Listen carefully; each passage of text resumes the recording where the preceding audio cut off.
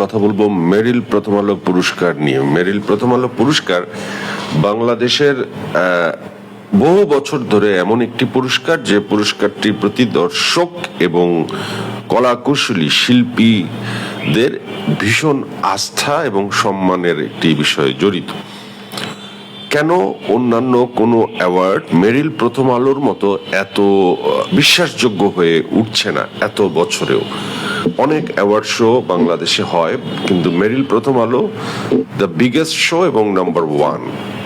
এটার কারণ হচ্ছে তাদের বিশ্বাসযোগ্যতাকে এবং তাদের অনুষ্ঠান অর্গানাইজটাকে ওরা এত নিখুঁতভাবে পরিশ্রমের মাধ্যমে এমন একটি শিল্পের পর্যায়ে নিয়ে গেছে, যেটিতে আমরা দেখি যে শতভাগ শিল্পীরা তারা চেষ্টা করে অংশগ্রহণ করতে। তাদেরকে সেই সম্মাননাটা দেওয়া হয়, দাওয়াতপত্র দেওয়া হয় এবং খুব সিলেক্টিভ মানুষ সেখানে যায় এবং খুবই গুছানো একটি প্রোগ্রাম হয়। এইবারের মেরিল প্রথম আলোতে যারা পুরস্কার পেয়েছে, আমরা দেখেছি যে শ্রেষ্ঠ অভিনেতা ফিল্মের জন্য আফরান নিশো হয়েছে দাগি ছবির জন্য, এবং তমা মির্জা হয়েছে একই দাগি সিনেমাতে। এদিকে আমরা দেখেছি যে নাটকে কেয়া পায়েল, এটা আমাদের গল্প, যেটি খুবই জনপ্রিয় একটি ধারাবাহিক, মোস্তফা কামাল রাজ নির্মাতা হিসেবে তিনিও পেয়েছেন।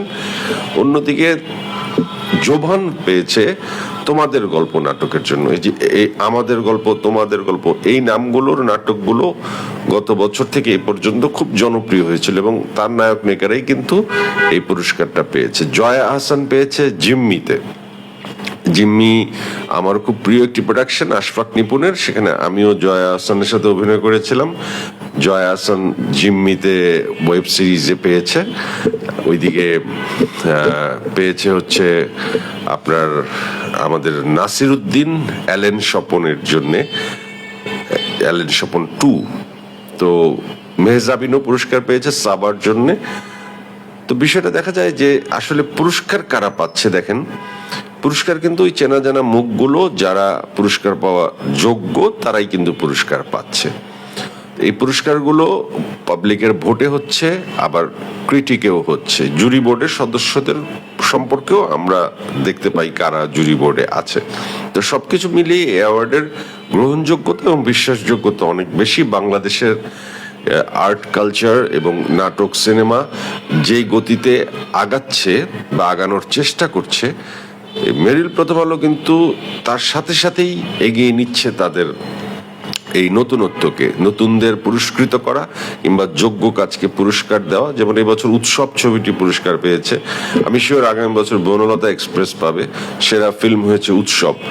তো এরকম ভাবে বলা যায় যে মেরিল প্রথম আলো অনুষ্ঠানটি একটি বিশ্বাসযোগ্য অনুষ্ঠান, এবং এটিতে যারা পুরস্কার পায় তারা আসলে বর্তমান সময়ে এই এক বছরের জন্য তারা আসলে এই শ্রেষ্ঠত্বের যে সিলটা, সেই সিলটা তারা আসলে ক্যারি করে।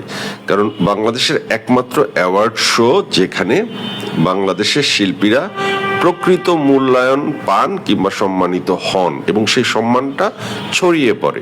এই যারা প্রথম হলো বা যারা জয়ী হলো বা যারা পুরস্কৃত হলো, তারা এই এক বছর যে কাজ করবে তাদের ঝুলিতে কিংবা তাদের ক্যারিয়ারে মেরিল প্রথম আলোর এই পুরস্কারটি একটি বিরাট অর্জন হয়ে থাকে। তো এই পুরস্কার নিয়ে অনেকের অনেক মত বিরোধ থাকলেও আমি মনে করি দিন শেষে এই প্রচেষ্টাটাকে আমি একটা ভালো প্রচেষ্টা হিসেবে আখ্যা দিতে চাই, এবং মেরিল প্রথম আলো এই ধারাবাহিকতাটা রাখছে। অনেক পুরস্কার আসছে যাচ্ছে, কিন্তু ধারাবাহিকতা থাকছে না, গ্রহণযোগ্যতাও থাকছে না। কিন্তু মেরিল প্রথম আলোর ক্ষেত্রে সেটা থাকছে। সেই জন্য প্রথম আলো এবং মেরিল স্কয়ার এদেরকে অসংখ্য ধন্যবাদ। অনুষ্ঠানটিতে আমার আজকে দাওয়াত থাকা সত্ত্বেও আমি একটি অন্য কারণে যেতে পারিনি, কিন্তু অনুষ্ঠানটি আমি ফলো করেছি, দেখবার চেষ্টা করেছি বিভিন্ন লাইভে এবং বিভিন্ন নিউজ ফলো করেছি। সেই সুবাদে আপনাদের সাথে এই বিষয়টি শেয়ার করলাম। ভালো থাকবেন প্রিয় দর্শক। আমি একটি কথা বলে শেষ করব। আমি 3 জন মানুষের কথা এই ভিডিওতে বলতে চাই। তমা মির্জা, এই তমা মির্জা আজকে মেরিল প্রথম আলো পুরস্কার পেলেন দাগি ছবির জন্য। তমা মির্জা দাগি ছবির জন্য জাতীয় চলচ্চিত্র পুরস্কারের যোগ্য ছিলেন। কেন অজ্ঞাত কারণে সেখানে সে পুরস্কৃত হননি, এটি আমি খুবই কনফিউজড। কিন্তু দাগিতে তমা মির্জার জাতীয় চলচ্চিত্র পুরস্কার পাওয়া উচিত ছিল, যদিও অনেক আগে সে জাতীয় চলচ্চিত্র পুরস্কার পেয়েছেন। এখন প্রথমবারের মতো মেরিল প্রথম আলোতে সে শ্রেষ্ঠ অভিনেত্রীর অ্যাওয়ার্ড পেল। তমা মির্জার থেকে যে বিষয়টি শেখার আছে, যে দীর্ঘদিন লেগে থাকলে ক্যারিয়ারের গ্রাফিক্স যে চেঞ্জ করা সম্ভব। তমা মির্জা কিন্তু আজকের না, তমা মির্জা অনেক কষ্ট করে তার দ্বিতীয় ইনিংসে তার ক্যারিয়ারটা যেভাবে সে গুছিয়ে দর্শকের কাছে গ্রহণযোগ্য করেছে, এটি অ্যাপ্রিসিয়েটেড এবং তার মূল্যায়ন সে আজকে পেল। তার জন্য কংগ্রেচুলেশনস। আরেকজন হচ্ছে আমাদের নাসির উদ্দিন, অ্যালেন স্বপন। দেখেন, একজন অ্যালেন স্বপন ওয়েবে এমন একটি চরিত্র, যে চরিত্রটি হচ্ছে যে ওয়েব সিরিজ এমনিতে মানুষ দেখার প্র্যাকটিস বাংলাদেশে খুব একটা ছিল না। অ্যালেন স্বপনের মতো এরকম জনপ্রিয় সিরিজগুলি আসবার পরে ওয়েব সিরিজের প্রতি মানুষের দর্শক গ্রহণযোগ্যতা এবং দর্শকের আস্থা বেড়েছে, এবং ওয়েবে হিট হওয়া কিন্তু খুব সাংঘাতিক ব্যাপার।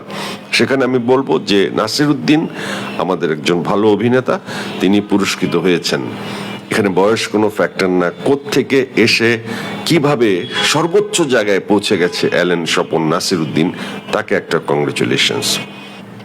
অনুষ্ঠানটিতে আমার আজকে দাওয়াত থাকা সত্ত্বেও আমি একটি অন্য কারণে যেতে পারিনি, কিন্তু অনুষ্ঠানটি আমি ফলো করেছি, দেখবার চেষ্টা করেছি বিভিন্ন লাইভে এবং বিভিন্ন নিউজ ফলো করেছি। সেই সুবাদে আপনাদের সাথে এই বিষয়টি শেয়ার করলাম। ভালো থাকবেন প্রিয় দর্শক, থ্যাংক ইউ ভেরি মাচ, সবাই ভালো থাকবেন।